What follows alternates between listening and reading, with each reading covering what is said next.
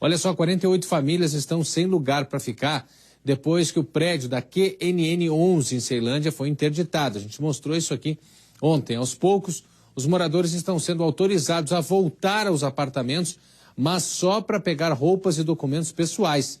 A retirada de móveis mais pesados, por exemplo, segundo a Defesa Civil, ainda não é segura. Os moradores mais antigos dizem que o prédio nunca passou por manutenção. Alguns reparos emergenciais estão sendo feitos e depois de terminar, eles devem terminar depois de amanhã.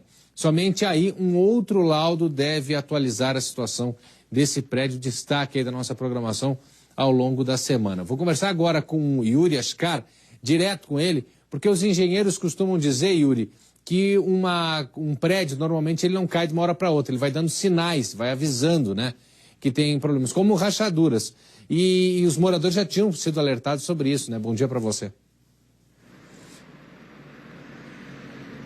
Bom dia, Guilherme Portanova. Bom dia a todos que acompanham o DF no ar. É exatamente isso, né? Toda vez que nós temos aí um caso de alguma edificação comprometida, com risco de desabamento, e a gente consulta os engenheiros, eles dizem praticamente de forma unânime que essa obra ela vai dando sinais, né, de alerta de que alguma coisa está errada até chegar a esse limite extremo aí de um possível desabamento. E para conversar sobre esse tema, nós convidamos a engenheira Fátima Koch, que é presidente do CREA do Distrito Federal. Obrigado pela presença aqui com a gente.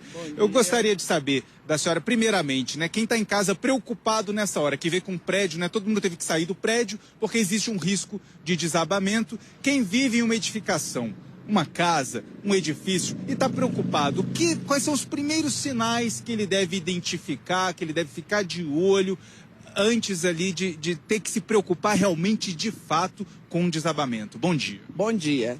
Olha, em edifícios, né, a partir de 4 pavimentos, a gente tem que ter uma preocupação de fazer inspeção de 3 em 3 anos, mesmo que não apareça com problemas, né? Mas problemas que a gente vê como trinca, infiltração. A infiltração é uma questão muito séria, porque ela ocasiona outros problemas, né? Na estrutura, danifica as instalações elétricas, ela leva, então, a problemas muito sérios. Não é só ver a trinca, você tem que realmente ter um cuidado de fazer inspeção de 3, é recomendado que seja de 3 em 3 anos, para se ter essa inspeção, para ver se realmente a edificação está saudável. Agora, a gente vê, por exemplo, nesse caso desse edifício em Ceilândia, foram mais de 20 anos sem nenhuma inspeção, sequer manutenção, né? Se não teve ninguém nem vendo, imagina fazendo algum diagnóstico, né, e alguma correção.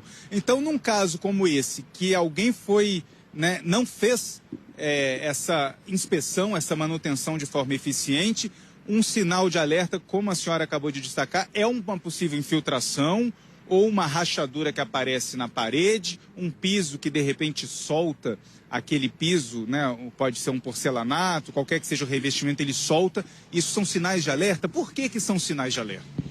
Porque está havendo algum problema. A gente até quer fazer um alerta, digamos assim, para todos os moradores, a população, para não, quando começar a dar esses sinais, não maquiar o problema. Porque, com certeza, isso apareceu há muito tempo. Aí uma rachadurinha, bota uma tela, bota uma massa e vai, digamos, a gente chama maquiar. E isso sem diagnosticar o que é que está ocasionando aquilo. Fica mais perigoso ainda. Mais perigoso ainda. Isso é risco. Você tira da visão, né? Mas não sabe qual é o problema que realmente levou a isso. Você tem que diagnosticar. Por exemplo, quando uma peça do piso trinca e se solta, a pessoa só vai lá e substitui aquela peça por outra. Quando a parede ou uma viga, uma coluna, aparece uma trinca, vai lá, passa uma massa, pinta e parece que está tudo bem, mas estruturalmente não se mexeu em nada. Isso pode haver um trabalho excessivo, um recalque. São coisas que a estrutura está, como se diz, trabalhando, e às vezes não de maneira como foi calculado, como foi prevista. Houve algum problema, ou terra que está cedendo. Então tem diversos fatores que levam, né, a chegar, realmente, não chega uma edificação, não chega a cair sem dar os sintomas, né? E a gente diz, esses sintomas é igual um check-up. Você tem que fazer um check-up, igual um corpo humano, E aí, no caso, é o engenheiro, né? Quem faz um check-up de uma construção são os engenheiros, assim como os médicos do corpo humano. Quem vai cuidar da saúde do prédio é o engenheiro, né? E o que a gente vê? Quando a gente tem, como a gente viu nesse prédio em Ceilândia, estruturas de aço, de ferro, da coluna e da viga aparecendo, né, já com um desgaste ali do concreto, até mostrar esse pedaço da estrutura que é chamado de armadura, né, da coluna ou da viga, isso é um sinal de que aquele prédio está doente, fazendo essa comparação com o corpo humano.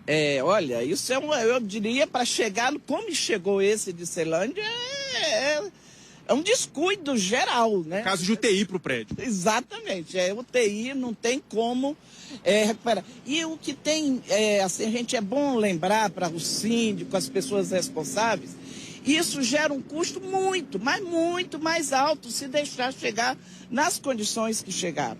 Então, se você tem uma periodicidade, de modo que você vai fazendo as pequenas manutenções, corrigindo infiltrações, até pintura. Pintura é uma manutenção, porque ela está impermeabilizando ali a fachada, né? Então, você como não deixar chegar ao caos que chegou no caso da Ceilândia, isso aí vai ser um custo triplicado, digamos assim. Obrigado pela entrevista. Só para lembrar então, Porta Nova, né, que é sempre mais barato, mais importante, mais seguro para todo mundo fazer essa manutenção preventiva do que esperar chegar numa situação aí que vai ser necessária uma reforma completa para tentar salvar a estrutura do prédio, como esse que nós vimos em Ceilândia. Com você.